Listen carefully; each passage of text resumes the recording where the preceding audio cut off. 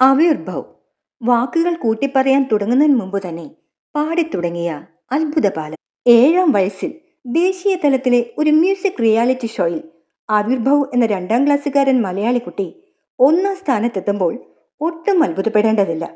കാരണം വാക്കുകൾ കൂട്ടിപ്പറയുന്നതിന് മുമ്പ് തന്നെ ഈ കുഞ്ഞു പ്രതിഭ പാടിത്തുടങ്ങിയിരുന്നു.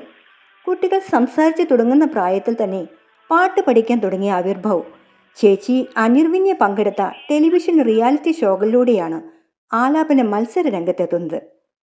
സോണി ടിവിയിലെ സൂപ്പർ സ്റ്റാർ സിംഗർ 3യിലൂടെ രാജ്യത്തെ സംഗീത പ്രണയികളുടെ ഹൃദയം കവർന്നിരിക്കുകയാണ് ആവിർഭവ് എന്ന മലയാളി താരം. 7 മാസം കൊണ്ട് റിയാലിറ്റി ഷോയിൽ ഏറ്റവും അധികം ഫാൻസുള്ള സിംഗറായാണ് Avirbhav super star singer title വിന്നറായത്. ആലാപന മികവും ഉച്ചാരണ തികവും ഗാനങ്ങളുടെ തിരഞ്ഞെടുപ്പും മത്സരത്തിനായി ആവിർഭവ് ആലപിച്ച ഗാനങ്ങളെ സാമൂഹിക മാധ്യമങ്ങളിലൂടെ വൈറലാക്കി. മത്സരത്തിന്റെ വിധികർത്താവ് ഗായിക നേഹ കക്കർ 8ാമത്തെ ലോകാത്ഭുതം എന്നാണ് ഈ കുഞ്ഞു ഗായകനെ വിശേഷിപ്പിച്ചത്. ഷോയുടെ സമ്മാന തുകയായ 10 ലക്ഷം രൂപയ്ക്ക് പുറമെ 1 ലക്ഷം രൂപ ആവിർഭവിന് പ്രത്യേക സമ്മാനമായി നേഹ കക്കർ നൽകുകയും ചെയ്തു.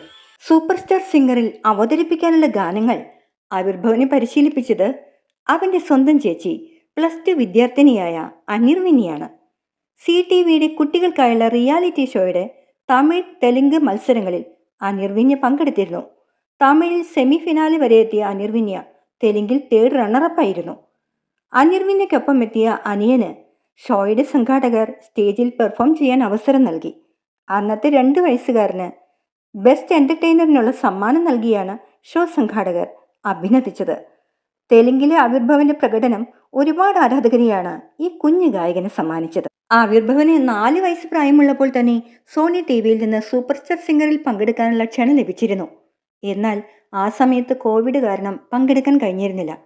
അന്നത് നടക്കാതിരുന്നത് നന്നായെന്നാണ് ആവിർഭവിന്റെ മാതാപിതാക്കൾ പറയുന്നത്. അത്രയും കാലം കൂടി സംഗീതത്തിൽ കൂടുതൽ പരിശീലനം നേടാനായി അതവന് കൂടുതൽ മികച്ച പ്രകടനത്തിന് സഹായകമായെന്നാണ് അവർ പറയുന്നത്. സോണി ടിവിയിലെ റിയാലിറ്റി ഷോയ്ക്കായി 7 മാസമാണ് മുംബൈയിൽ താമസിക്കേണ്ടി വന്നത്. ഏറ്റവും പ്രചോദനമായി തോന്നിയത് ഷോയിലെത്തിയ കലാകാരന്മാരുടെ ലാളിത്യവും എളിമയുമാണെന്ന് ആവിർഭവിന്റെ അമ്മ സന്ധ്യ പറയുന്നു. എത്ര വലിയ കലാകാരന്മാരായാലും ഏറെ താഴ്മയോടെ പെരുമാറുന്ന കലാകാരന്മാർ ശരിക്കും ഞങ്ങളെ അത്ഭുതപ്പെടുത്തി. ഷോയിലെ ഇമോഷണൽ മൊമെന്റ്സ് എല്ലാം സ്വാഭാവികമായി സംഭവിച്ചതാണ്. ചെറിയ കുട്ടികളാണെങ്കിൽ പോലും അവരത്രയ്ക്ക് അറ്റാച്ച്ഡ് ആയിരുന്നു.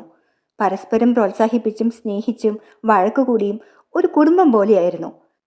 പഠനത്തിലും മികവ് പുലർത്തുന്ന ആവിർഭവിനെ സംഗീതത്തോടൊപ്പം വിദ്യാഭ്യാസത്തിന് അവസരമൊരുക്കുമെന്നും എങ്കിലും സംഗീതത്തിന് കൂടുതൽ പ്രാധാന്യം നൽകുമെന്നും സന്ധ്യ വ്യക്തമാക്കി.